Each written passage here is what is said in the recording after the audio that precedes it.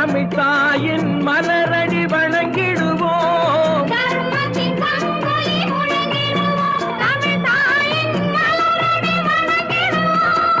அமைதியை நெஞ்சினில் போற்றி வைப்போம், ஆனந்த ஜோதியை ஏற்றி வைப்போம்.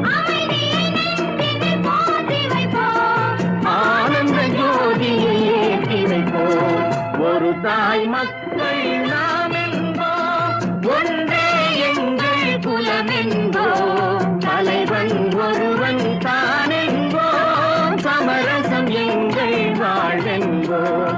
சமரசம்